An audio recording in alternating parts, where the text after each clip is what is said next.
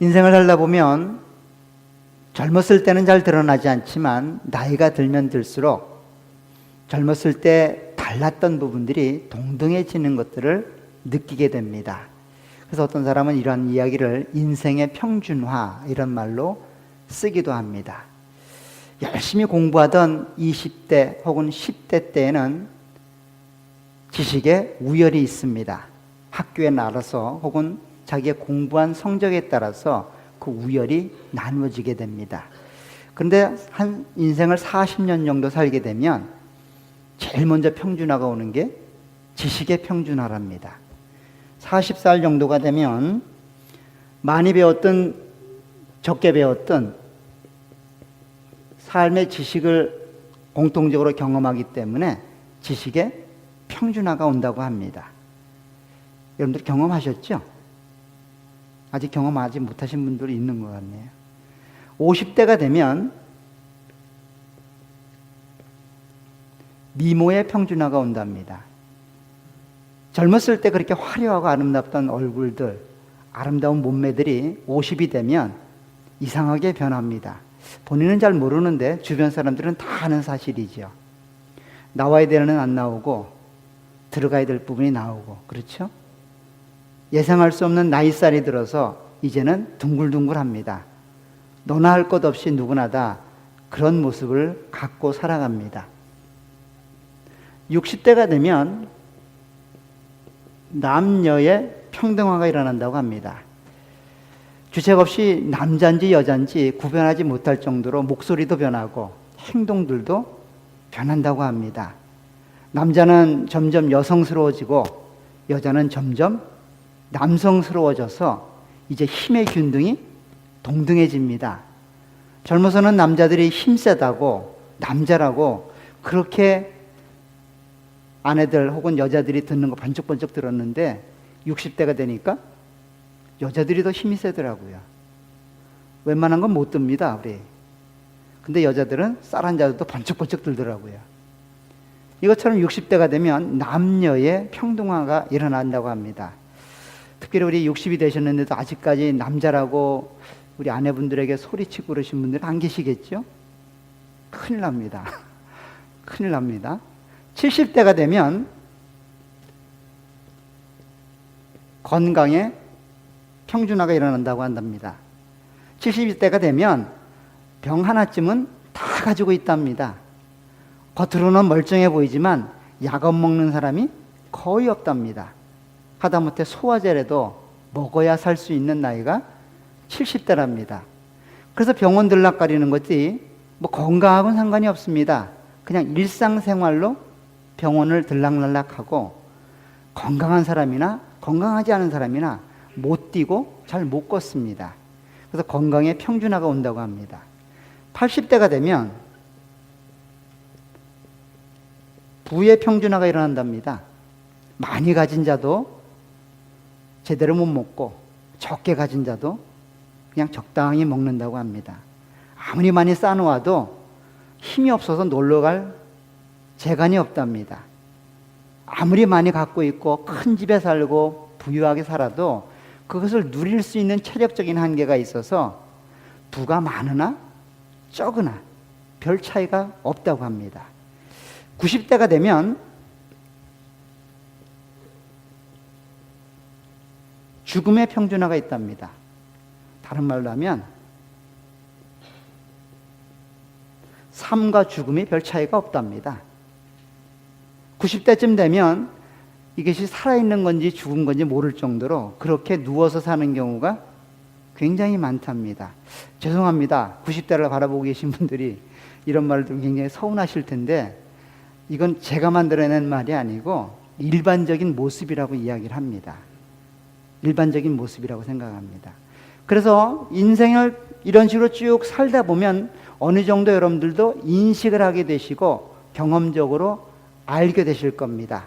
아, 이게 젊었을 때 아주 힘이 역동적으로 발휘할 때는 그 우열의 차이가 극명하게 드러나지만 인생을 살아보고 시간이 경과되면 그 차이가 점점점 없어지는 것들을 알게 되고 어쩌 보면 인생이라는 것이 그렇게 동등한 모습으로 결말되어진다라고 하는 것들을 알게 됩니다.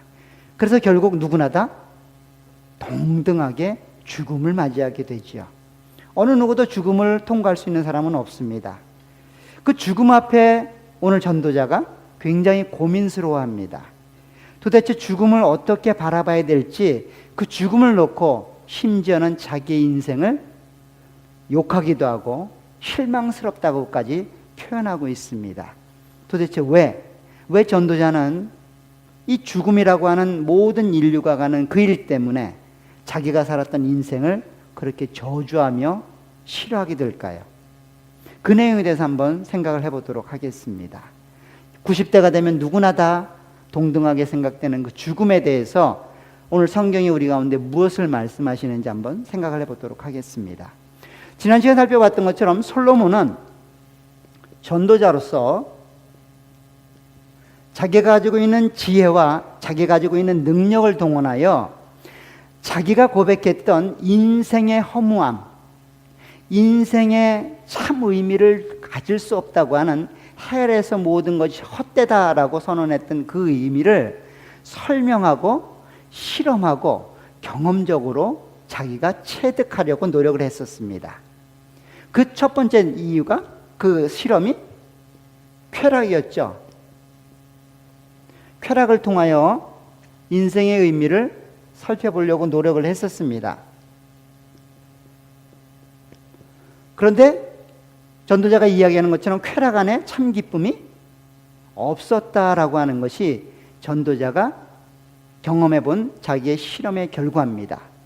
우리가 생각하는 것처럼 돈이 모자라서 혹은 시간이 부족해서 혹은 삶의 환경이 여의치 않아서 적당히 그 쾌락을 못 즐겼기 때문에 그런 느낌을 받는 것이 아니라 자기가 가지고 있는 모든 부와 자기가 가지고 있는 모든 지위와 자기가 누릴 수 있는 모든 환경을 동원하여 인간이 경험할 수 있는 최대의 쾌락을 다 누려본 겁니다.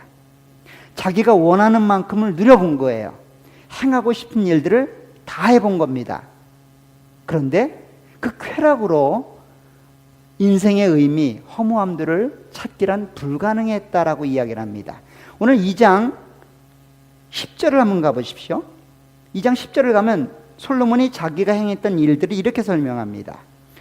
무엇이든지 내 눈이 원하는 것을 내가 금하지 아니하며 무엇이든지 내 마음이 즐거워하는 것을 내가 막지 아니하였으니 이는 나의 모든 수고를 내 마음이 기뻐하였음이라. 이것이 나의 모든 수고로 말미암아 얻은 몫이다 라고 이야기합니다. 결국 솔로몬은 자기가 가지고 있는 지혜와 왕으로서의 자기의 지위를 이용하여 인생이 경험하고 추구하는 그 쾌락의 모든 끝을 다 누려본 겁니다. 누려봤는데 그 끝이 어떻다는 겁니까? 자기가 고백했던 것처럼 헛되이 바람을 잡는 것 같은 그런 의미 없는 삶이었다라고 이야기를 합니다. 단순히 육체적이고 정신적인 쾌락만 이야기하는 것이 아니라 삶의 목적을 이루는 그 쾌감도 사실은 솔로몬은 감당을 했었습니다. 흔히 인간들이 추구하는 파라다이스를 스스로 만들었습니다. 인간이 추구하는 가장 아름다운 곳, 가장 이상적인 그 파라다이스를 만들어서 그 안에 자기가 왕으로 군림하며 그 모든 일들을 다스려 봤다는 겁니다. 그것 역시 아무런 인생의 의미를 주지 않았다는 거예요. 그래서 오늘 10절에 보면 그렇게 되어 있습니다. 이것이 나의 모든 수고로 말미암아 얻은 몫이로다. 그 후에 내가 생각해 본즉 내 손으로 한 모든 일과 내가 수고한 모든 것이 다 헛되이 바람을 잡는 것이며 해 아래에서 무익한 것이었다라고 말합니다. 결국 솔로몬이 시도했던 실험을 통하여 인생의 의미를 찾아보렸던 솔로몬의 시도는 어떻게 끝났다는 거예요? 허무한 것으로, 아무런 의미가 없는 것으로 그렇게 결론되어졌다는 겁니다. 즉 자기가 1장을 시작하면서 인생은 헛되고 헛되니 모든 것이 헛되다라고 고백했던 강한 솔로몬의 고백은 사실처럼 드러나는 것이다 라고 설명하고 있습니다. 그리고 나서 솔로몬이 여기 멈추는 것이 아니라 또 한 번 자기의 인생 가운데 경험했던 내용들을 실험하게 됩니다. 그것은 무엇인가 하면 지혜와 우매, 즉 지혜자와 우매자의 모습에 대해서 설명을 하는 겁니다. 살펴보는 겁니다. 즉 지혜로 충만한 자가 이 땅을 살아가는 삶의 모습, 그리고 어리석고 무능한 자가 이 땅을 살아가는 삶의 모습, 두 모습을 살펴보았는데 그 두 모습 속에서 공통된 것을 발견하게 된 겁니다. 그것 때문에 또 마음에 허무함을 느끼게 된 겁니다. 그 공통점은 뭔가요? 바로 죽는다는 거예요. 죽음이 동일하게 온다는 겁니다. 아무리 지혜롭다고 해서 죽음을 통과할 수가 없다는 거예요. 아무리 미련하다고 하여 죽음이 빨리 오는 것도 아니랍니다. 살다 보니 어떨 때는 지혜자가 먼저 죽기도 하고 어떨 때는 우매자가 먼저 죽기도 하고, 그 지혜와 우매의 차이 없이 모든 인류는 죽음을 향해 가고 있다는 것들을 발견하게 된 겁니다. 그래서 이 유한한 인간이 지혜를 가진 것이 무슨 유익이 있을까? 라고 고민하게 된 겁니다. 그렇잖아요, 그죠? 열심히 돈을 벌어놔도 관 속에 들어가면 돈은 못 따라 들어가죠. 중국 사람들은 굉장히 돈이 좋아서 관 속에도 돈을 집어넣는답니다. 근데 그 돈이 진짜 돈이 아니라 가짜 돈이랍니다. 가짜 돈을 얼만큼 집어넣는지 그 가짜 돈 만드는 회사가 굉장히 성행할 정도로 그렇게 돈을 집어넣는답니다. 어쨌든 돈은 죽음 이후에는 의미가 없습니다. 아무리 부하게 살아도 죽을 때는 다 놓고 갑니다. 이거 누구나 다 아는 진리입니다. 그렇죠? 그래서 예전에 그 유명한 노래가 하나 있죠? 타타타라는 노래. 여러분들 아세요? 그 김국환 씨인가요? 그분이 불렀던 타타타 노래. 잘 모르시는 모양이네요. 빈손으로 왔다가 빈손으로 간다는 이야기입니다. 노래 전체가 굉장히 복음적이죠. 그죠? 복음성가에 들어올 법만해요. 어쨌든 죽음이라는 관문을 통과하게 되면 우매자나 지혜자나 다 동일하다는 거예요. 그래서 고민스러운 겁니다. 도대체 지혜 있고 이 땅을 살아가는 지혜자의 몫이 도대체 뭘까? 그렇게 아둥바둥 살아도 80, 90. 그냥 어영부영 살아도 80, 90. 그렇게 많은 것을 남겨놓아도 그냥 무덤 속에 묻히고, 그렇게 설렁설렁 살아도 무덤 속에 묻히고, 이 과정 속에서 지혜로 충만했던 솔로몬은 고민이 될 수밖에 없는 거죠. 아마도 인생을 열심히 살은 사람은 그런 고민이 더 있을 겁니다. 그런데 실제로 솔로몬이 고민했던 내용은 그런 지혜와 우매자의 차이뿐만 아니라 그 지혜자가 만들어 놓은 일들이 죽음 이후에 되어지는 일들입니다. 죽게 되면 누군가가 그 일을 이어서 감당하게끔 되어 있습니다. 그렇죠? 여러분들은 고민하잖아요. 내가 죽으면 이 모든 것들이 끝날 것 같은 두려움이 있잖아요. 그죠? 여러분들이 감당하는 사업이든 여러분들이 감당하는 일이든 내가 빠져버리면 안 될 것 같은 그런 마음이 있는데, 실제로 내가 죽고 나서 내가 이루었던 일들이 그 일과 관계가 됐든 되지 않았든 누군가가 도맡아 하게 된다는 거예요. 그런데 그 도맡은 사람이 지혜자일지 우매자일지 내가 컨트롤할 수 없다는 거예요. 내가 죽고 난 이후 내가 만들어 놓은 많은 일들이 누구를 통해서 계승되고 누구를 통해서 이어나갈지 알지 못한다는 거예요. 그래서 때로는 굉장히 긍정적으로 역사될 수도 있지만 때로는 부정적으로도 역사될 수 있다는 거예요. 한국교회의 굉장히 큰 이슈 중에 하나가 강남에 있는 시옷교회라는 교회가 있습니다. 괜히 또 방송 나가면 위험하니까 시옷교회라는 교회가 있는데 강남에서 그 시옷교회를 처음 시작하신 그 옥 목사님은 한 가지 목회 철학이 있었습니다. 그분의 목회 철학은 무엇인가 하면 가장 화려하고 가장 부자들이 살고 있는 이 강남에 교회를 세우는데 가장 가난한 사람들이 올 수 있는 교회를 세우겠다는 게 목회 철학 중에 하나였습니다. 그래서 교회가 부흥하고 수많은 부자들이 오고 유명한 사람들이 와도 한 가지 교회를 증축하지 않았습니다. 몇 불씩 예배를 드려야 될 그런 어려움 속에도 교회를 멋있게 짓지 않았습니다. 여전히 빨간 벽돌로 집을 지어놔서 주위와 별 어떤 차등이 없는 가난하고 연약한 분들이 오시기에 충분한 교회를 만들어 놓았죠. 그래서 옥 목사님은 한국 신학생들에게 가장 존경받는 인물로 그렇게 선정이 된 경우도 있습니다. 그런데 그런 옥 목사님의 생각이 이제 다음 후계자를 통해서 계속 계승 발전했으면 좋겠는데 지금 우리가 아는 것처럼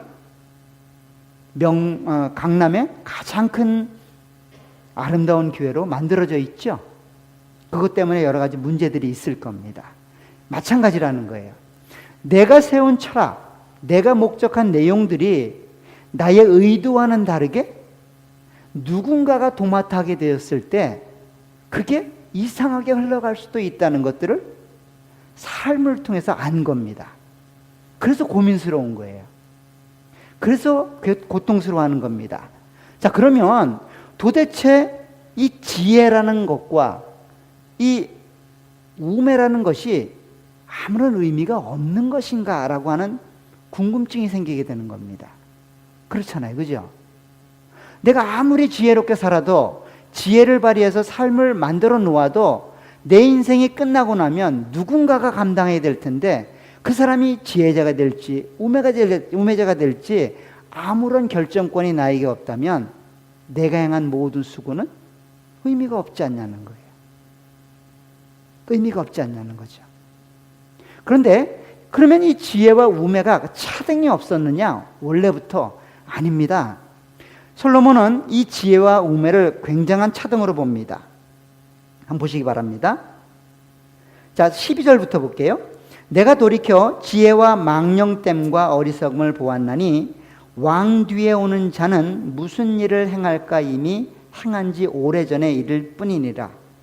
내가 보니 지혜가 우매보다 뛰어남이 빛이 어둠보다 뛰어남 같도다.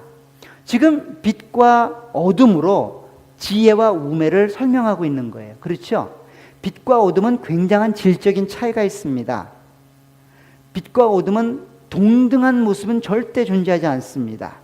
그것처럼 지혜가 빛처럼 우매가 어둠처럼 그렇게 우리 가운데 주어지고 있다는 거예요. 그래서 지혜자는 그런 빛처럼 삶을 살아가게 됩니다. 계속해서 말합니다. 14절에 보면 지혜자는 그의 눈이 그의 머릿속에 있고 우매자는 어둠 속을 다니지만 그들 모두가 당하는 일이 모두 같으리라는 것을 나도 깨달았도다. 무슨 말인가 하면 지혜를 통하여 삶을 건실하게 많은 자들에게 유익을 주며 의미 있게 많은 자들이 기억할 만한 모습으로 지혜자는 살아가지만 우매자는 어떻다는 거예요? 마치 칠흑 같은 어둠 속에서 앞을 보지 못하여 넘어지고 자빠지고 실패하는 인생을 살아간다는 겁니다. 빛과 어둠처럼 질적인 차이가 있었던 지혜와 우매가 그 지혜와 우매를 소유한 자들의 삶의 질을 결정한다는 겁니다. 한 사람은 굉장히 건전하고 유익하며 많은 자들에게 도전을 주는 삶의 모습이지만 우매자의 모습은 그냥 그렇게 실패하는 인생을 살아가는 어둠 속에 살아가는 자와 같다는 거예요. 그런데 놀란 것은 그런 질적인 차이의 삶의 모습이 아니라 그들의 결말이 같다는 것에서 놀라움을 금치 못한다는 겁니다. 계속해서 내려갑니다. 그렇기 때문에 내가 내 마음속에 이르기를 우매자가 당한 것을 나도 당하리니 내게 지혜가 있었다 한들 내게 무슨 유익이 있으리요 하였도다. 이에 내가 내 마음속에 이르기를 이것도 헛되도다 하였도다. 즉 솔로몬은 어느 누가 보아도 지혜자였습니다. 그렇죠? 그런데 솔로몬이 경험하는 일들과 그가 가야 될 미래의 일들을 발라보니 우매자가 경험하고 우매자가 만나는 일들과 동일했다는 거예요. 그래서 스스로 생각하기를 지혜자라고 해서 인생의 의미가 있는 것이 아니다라고 그렇게 결론을 내린 겁니다. 자, 16절에 보면 계속해서 말합니다. 지혜자도 우매자와 함께 영원하도록 기억함을 얻지 못하나니 후일에는 모두 다 잊어버린 지 오래될 것입니다. 오라 지혜자의 죽음이 우매자의 죽음과 일반이로다. 이러므로 내가 사는 것을 미워하였노니 이는 해 아래에서 하는 일이 내게 괴로움이요 모두 다 헛되이 바람을 잡으려는 것이기 때문이다 라고 솔로몬은 자기의 인생을 괴로워하고 실망하고 있다는 겁니다. 왜 그럴까요? 아마도 지혜자로서의 삶을 살다 보면 우매자보다는 더 힘들 겁니다. 이미 1장에서 이야기를 했습니다. 지식이 더하면 고난과 어려움이 더할 거라는 것들은 알게 됩니다. 우리는 생각합니다. 지혜롭기를. 우리는 생각합니다. 많은 책임이 있는 자리에 가기를. 근데 실제로 그 자리에 가면 괴롭고 힘이 듭니다. 그 자리에 가면 그만큼 고통이 따라옵니다. 제가 이제 캐나다 와서 느낀 것 중에 하나는 캐나다는 돈을 받은 만큼 일을 하는 나라더라고요. 한국은 그렇지 않죠. 돈을 많이 받으면 일을 더 적게 합니다. 돈을 적게 받으면 일을 더 많이 하는 데가 한국이에요. 근데 여기는 아니더라고요. 일한 만큼 돈을 받습니다. 그래서 월급이 올라가거나 혹은 연봉이 올라가거나 직위가 올라가면 한국은 지시하고 그 직위를 즐기게 되는데 여기는 어때요? 자기의 시간을 그만큼 투자해야 되죠. 받아가는 만큼 시간을 투자해야 됩니다. 그러지 않으면 그 자리에서 쫓겨나게 되죠. 쫓겨나게 되죠. 마찬가지라는 거예요. 지혜자가 되면 그만한 책임이 따르게 되고 그만한 사회적인 일들이 주어진다는 겁니다. 그래서 힘들고 어려운 겁니다. 우매자는 어떨까요? 우매자는 안 부르죠. 그냥 그 혼자 살아가는 것도 사회의 짐인데 어디 와서 또 사회의 짐을 더 만들겠어요. 그죠? 마찬가지라는 거예요. 그래서 솔로몬은 자기의 인생이 지혜자로서의 삶을 살았는데 마음속에 자기의 인생을 되돌아보니 유익한 게 없는 거예요. 그렇다고 하루를 더 사는 것도 아니고 그렇다고 죽음이 우매자의 죽음과 다른 것도 아니고 동일하게 죽음을 맞이하는데 굳이 지혜자로서 삶을 고통스럽게 번민하며 사는 것이 도대체 무슨 의미가 있을까라고 고민하다 보니까 지혜자로 사는 것 자체가 옳은 일은 아닌 것처럼 느껴지는 겁니다. 계속해서 이제 그 이후의 일들을 설명해 내려갑니다. 18절에 보면 이렇게 말합니다. 내가 해 아래서 내가 한 모든 수고를 미워하였노니 이는 내 뒤를 이을 이에게 남겨주게 됨이라. 그 뒤를 이어오는 사람이 지혜자일지 우매자일지 누가 알냐마는 내가 해 아래서 내 지혜를 다하여 수고한 모든 결과를 그가 다 관리하리니 이것도 헛되도다. 이러므로 내가 해 아래서 한 모든 수고에 대하여 내가 내 마음에 실망하였도다. 어떤 사람은 그 지혜와 지식과 재주를 다하여 수고하였어도 그가 얻은 것을 수고하지 아니한 자에게 그의 몫으로 넘겨주리니 이것도 헛된 것이며 큰 악이로다. 사람이 해 아래에서 행하는 모든 수고와 마음에 애쓰는 것이 무슨 소득이 있으랴. 일평생에 근심하며 수고하는 것이 슬픔뿐이라. 그의 마음이 밤에도 쉬지 못하나니 이것도 헛되도다. 지금 솔로몬은 자기의 삶을 되돌아보면서 그렇게 지혜 때문에 번민하고 고민하고 그렇게 주어진 직책 때문에 잠 못 자고 그렇게 삶을 살았는데 그것이 자기에게 아무런 유익을 주지 못한다고 하는 것들을 깨닫게 되었을 때 그는 자기의 인생을 저주하고 있는 겁니다. 저주하고 있는 거예요. 여러분들은 어떠십니까? 아직도 그래도 지혜자가 되고 싶으십니까? 어떤 삶이 가장 의미 있는 삶일까요? 우리 자녀들이 어떻게 성장하기를 원하십니까? 열심히 공부해서 지혜로운 자가 되기를 원하십니까? 이렇게 자기의 삶에 대해서 경험적으로 실험적으로 알았던 솔로몬이 내린 결론은 이겁니다. 자, 24절을 가게 되면 사람이 먹고 마시며 수고하는 것보다 그의 마음을 더 기쁘게 하는 것이 없나니 내가 이것도 본즉 하나님의 손에서 나오는 것이로다. 즉 일상적인 삶 속에서 누리는 기쁨이 그 인생을 가장 의미 있게 사는데 큰 기쁨을 주는데 가장 크다는 겁니다. 여러분들이 일상적으로 행하는 밥을 먹고 가족과 함께 살아가고 친구들과 만나 커피 마시고 이런 일상적인 일들이 자기의 인생을 통틀어 볼 때 가장 기쁨을 주는 내용이라는 거예요. 가장 의미가 있는 내용이라는 겁니다. 그러니 큰일 하려고 애쓰고 노력하지 말라는 겁니다. 그러니 열심히 어떤 일에 매몰되어져서 그 일을 감당하지 말라는 겁니다. 왜 그럴까요? 그런 일이 여러분들에게 아무런 유익을 주지 못한다는 겁니다.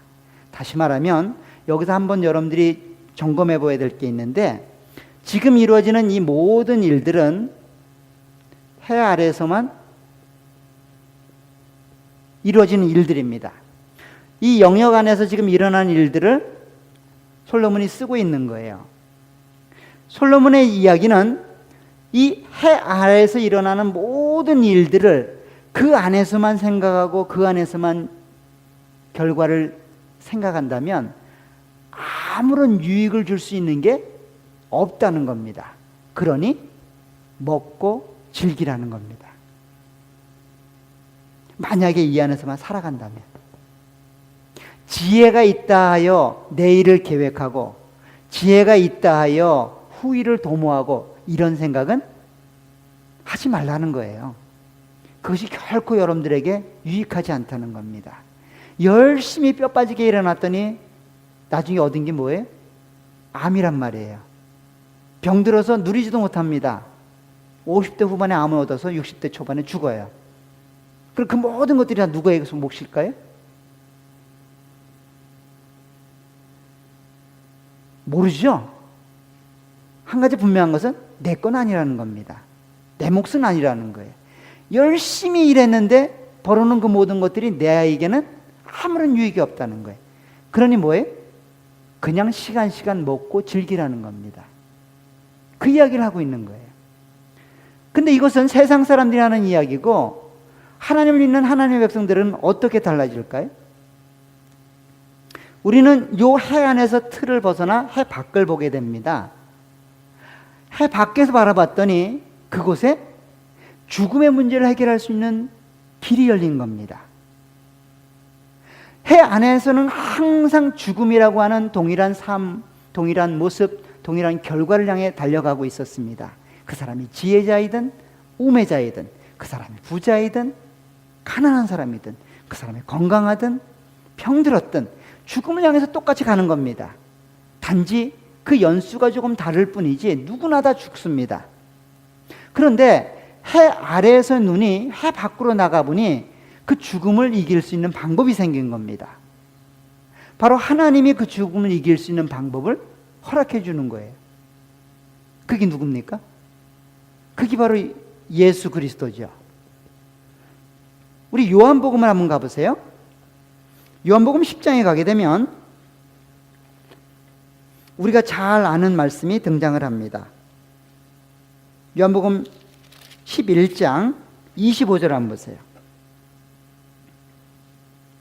요한복음 11장 25절에 보면 예수께서 이르시되 나는 부활이요 생명이니 나를 믿는 자는 죽어도 살겠고 무릇 살아서 나를 믿는 자는 영원히 죽지 아니하리니 이것을 내가 믿느냐? 지금 예수님이 뭐라고 말합니까? 나는 부활이요 생명이니 나를 믿는 자는 죽어도 살겠고 살아서 믿는 자는 죽지 아니하리라. 결국 솔로몬이 고민했던, 전도자가 고민했던 인생의 죽음의 문을 해결할 수 있는 그 유일한 방법은 어디를 향해 눈을 드는 겁니까? 해 밖으로 눈을 돌리는 거예요. 그러니까 이 땅 안에 있는 어떤 것으로도 그 죽음의 문제를 해결할 수 있는 길은 없습니다. 해 밖에 있는, 이 땅 밖에 있는 하나님께 눈을 돌려야만 그 길이 열리게 되고, 그 길이 바로 예수 그리스도의 부활, 예수 그리스도의 죽으심, 부활하심을 기억할 때 우리에게 주어진다는 겁니다.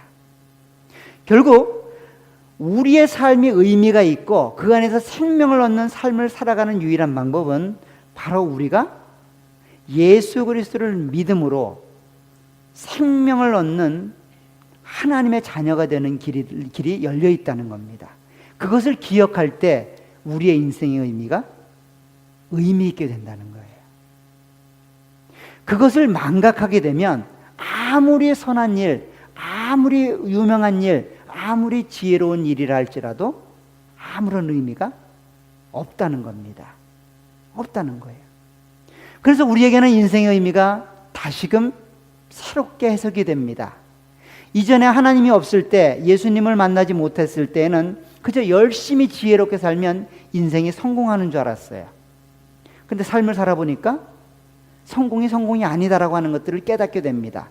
물론 죽을 때까지 못 깨닫는 분들도 있습니다. 죽을 때까지 못 깨닫는 분들도 있어요. 그래서 죽을 때 눈을 못 감는 분들이 있잖아요. 자기가 세워놓은 명예, 자기가 쌓아놓은 재물, 그거 못 가지고 가서 막 눈을 못 감는 분들이 계시잖아요.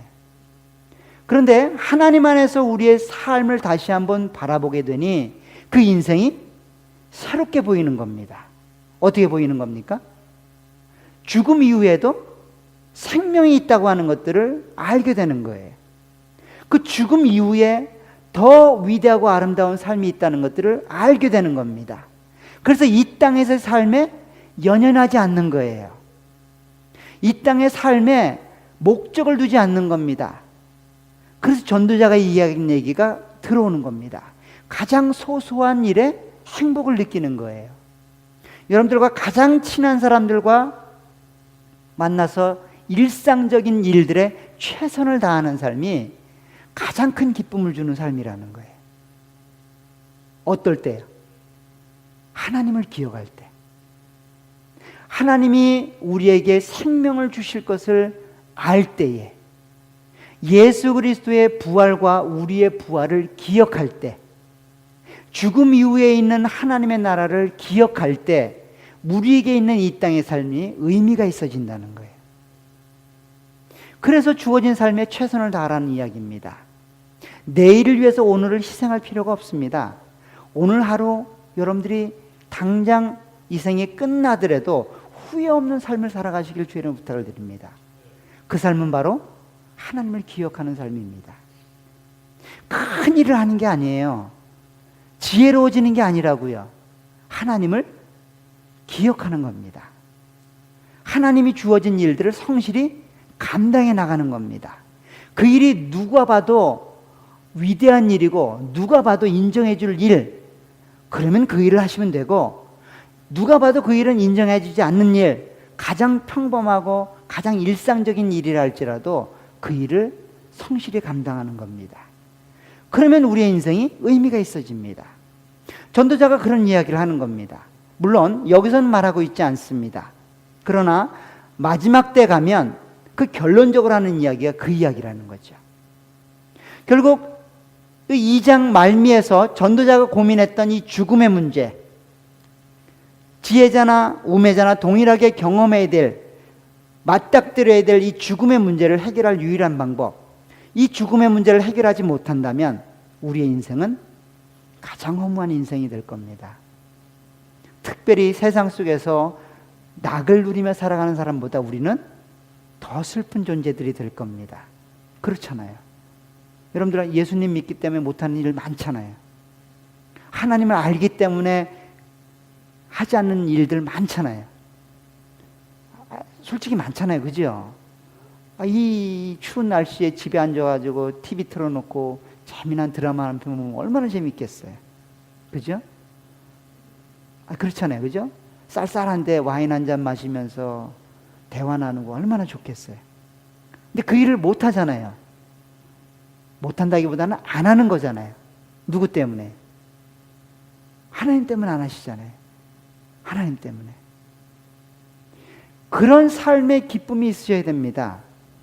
그것이 그냥 어쩔 수 없는 것이 아니라 그냥 일상적인 한 부분이 아니라 하나님을 알기 때문에, 하나님을 기억하기 때문에, 죽음 이후에 하나님이 우리와 함께 하실 것을 알기 때문에 지금 이 땅에서 그것을 즐기셔야 됩니다. 그게 믿음이에요. 이게 강압적으로 일어나면 얼마나 힘들겠어요. 그렇잖아요. 그죠? 제가 맨날 출석부 체크하면서 매일같이 새벽 예배 나오셔야 되는데 안 나오셨군요. 벌금입니다. 벌금입니다. 벌금입니다. 마이너스 100점 뭐 이렇게 쭉 내려가면 얼마나 여러분들 스트레스겠어요. 그죠? 당장 교회를 옮기든지 딴 곳으로 가겠죠. 근데 그것이 기쁨이 되셔야 됩니다. 여러분들에게. 그래야 인생의 의미가 있어요. 그렇게 됐을 때 여러분들 가운데 주어지는 크고 작은 많은 일들, 그것이 세상 사람들의 주목이 되든 여러분들에게 마음의 소원함이 되든 아니면 일상적인 일이 됐든 의미 있는 삶이 그때가 되어지는 겁니다. 우선적으로 여러분들 마음속에 하나님과의 관계를 회복하시고 죽음 이후에 하나님이 우리에게 생명을 주신다고 하는 그 부활의 신앙을 소유할 때에만 솔로몬이 경험했던 인생의 허무감, 지혜자로서 삶을 살았던 자기의 인생을 그렇게 악하다라고 비판했던 그 잘못된 내용들을 우리가 답습하지 않을 수 있습니다. 그런 삶이 여러분들의 길 간절히 부탁을 드립니다. 인생 말년에 주님 곁에 갈 때에 그래도 내 인생 하나님께 감사합니다. 하나님 때문에 행복하고 즐거웠습니다. 라고 하는 고백이 여러분들의 고백이 되기를 간절히 부탁을 드립니다. 돈은 없고 건강은 없어도 사람들이 알아주지 않아도 내 인생 제일 행복했습니다. 누구 때문에요? 하나님 때문에. 하나님 때문에 행복했습니다라는 고백이 여러분들의 고백이 되시기를 간절히 부탁을 드립니다. 기도하도록 하겠습니다. 하나님 아버지, 주의 은혜 원총을 감사합니다. 우리에게 일어나는 크고 작은 많은 일들 속에 하나님을 기억할 수 있도록 은혜를 베풀어 주시길 원합니다. 그래서 인생의 마지막 순간에 하나님 때문에 행복했고 하나님 때문에 즐거웠다는 고백이 우리 입술 속에 고백이 될 수 있도록 은혜로 함께해 주옵소서.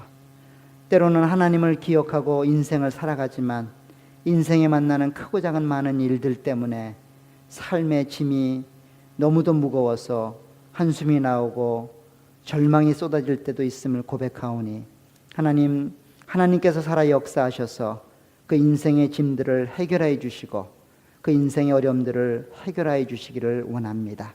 그래서 우리 가운데 맡기신 그 인생의 길들을 끝까지 믿음으로 감당하며 감사함으로 감당하며 하나님을 영광을 위해 살아갈 수 있도록 은혜로 함께해 주옵소서. 예수님의 이름으로 기도합나이다. 아멘.